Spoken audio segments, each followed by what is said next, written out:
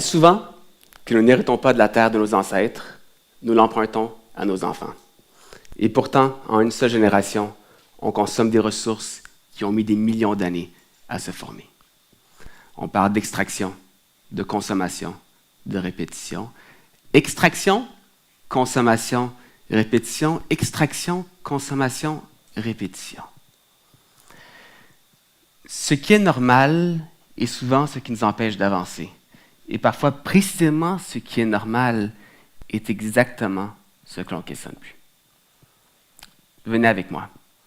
L'année dernière, pendant mes études, lors d'une présentation sur l'industrie minière, une collègue m'a lancé.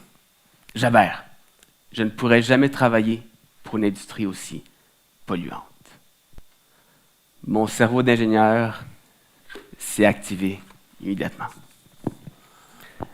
Car en génie, on nous apprend à optimiser, à calculer, à convertir une montagne de roches en tonnes de minéraux exploitables.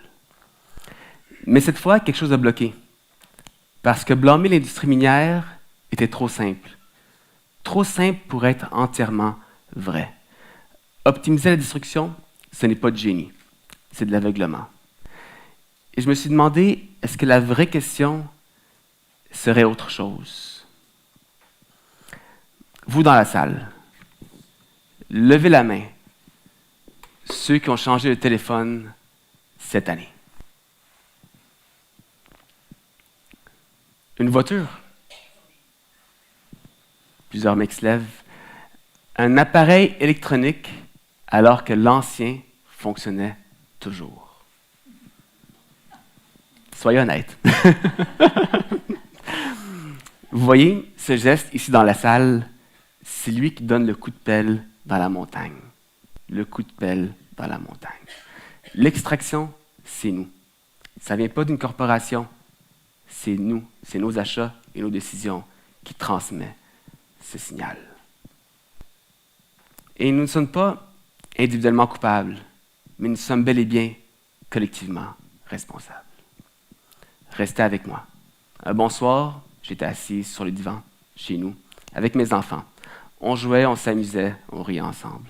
Et je leur ai lancé une question qui me paraît si simple. Je leur ai demandé, les légumes, ça vient d'où? Ils m'ont regardé en riant, et c'est un très beau moment.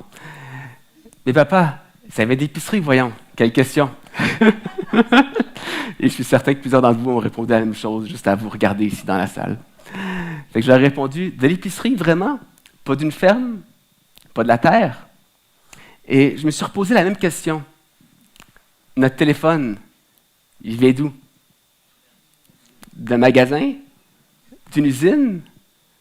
Ou de la terre? Vous savez, je regarde mes enfants et je les envie.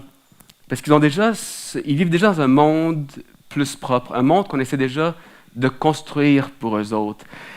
Et je ne veux pas leur laisser une dette écologique en leur disant que tout ce qu'on a fait entre nous, c'était pour leur confort. Je veux qu'ils sachent que cette terre que nous leur avons empruntée leur sera bel et bien retournée afin qu'eux-mêmes puissent l'emprunter à leurs propres enfants. Et pour ça, nous devons changer nos habitudes. Regardons à nouveau notre téléphone, nos voitures dans les stationnements, les structures de ce bâtiment. Qu'est-ce qu'on y voit? Du lithium, du cuivre, du nickel, du fer. Et la demande pour ces ressources explose. Notre téléphone, je reviens souvent sur celui-ci. Qu'est-ce qu'on y voit?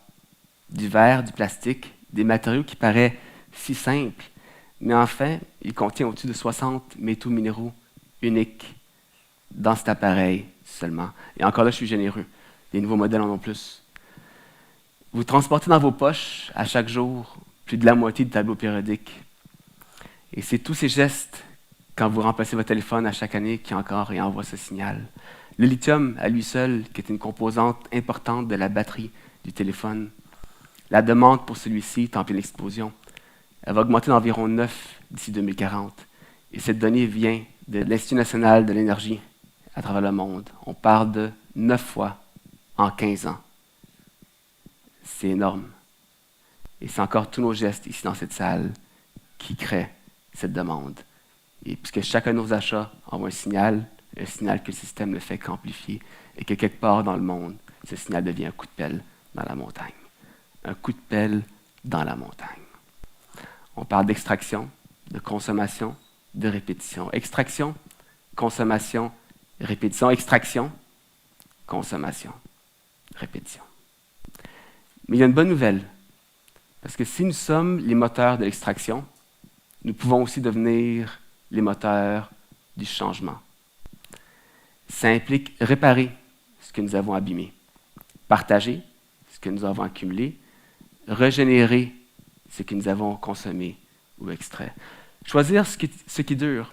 Parce que vous savez, chaque objet que nous gardons 1 an, 2 ans, 5 ans de plus, c'est un coup de pelle en moins dans cette montagne. Et quand on fait ce choix, notre signal change. Et vous savez, l'industrie minière, elle a toujours suivi nos signaux, même quand ceux-ci n'étaient pas durables. Et l'industrie est déjà prête à faire un virage vert, à faire le virage écologique. Nos équipements, nos machines, nos produits sont déjà habilités à supporter l'économie circulaire. Mais avant de faire un virage complet, l'industrie attend un signal plus fort qui doit venir de nous. Et peut-être que la vraie question n'est plus comment extraire plus, mais comment consommer mieux pour extraire moins. Et quand nous envoyons ce signal, tout change. On produit autrement, on collabore autrement, on consomme autrement. Et c'est là que le vrai changement arrive, quand on passe de consommation à réparer, partager, régénérer. Et la vraie question n'est plus celle qu'on se pose à soi-même. C'est celle qu'on doit se demander. Quel type de consommateur voulons-nous devenir plus tard? Parce qu'encore là, derrière chacune de nos décisions, il y a un coup de pelle et ça vient de nous. Vous savez, je repense à ma collègue, celle qui m'avait dit « Jabert, je ne pourrais jamais travailler pour une industrie aussi polluante. » Elle avait raison de poser la question et je lui en suis grandement reconnaissant parce que cette question est devenue une réflexion qui est devenue un message et un message que je vous partage aujourd'hui devant vous sur cette scène. Parce qu'il y a des habitudes qui méritent de disparaître. L'extraction, la consommation, la répétition. L'extraction, la consommation, la répétition. L'extraction, la consommation, la répétition. L'extraction sans limite. La consommation sans conscience. La répétition sans réflexion. Et nous avons une nouvelle culture à faire naître entre nous. Celle de réparer, partager, régénérer. Réparer, partager, régénérer. Répétez avec moi, s'il vous plaît. Réparer, partager, régénérer. Réparer ce que nous avons abîmé. Partager ce que nous avons accumulé. Régénérer ce que nous avons consommé. Et ça ne commence pas dans les mines ou dans l'industrie minière. Ça commence bel et bien avec nous, ici. Donc, je vous invite à repenser, pas demain, mais dès aujourd'hui, quelles habitudes êtes-vous prêts à changer pour un meilleur avenir?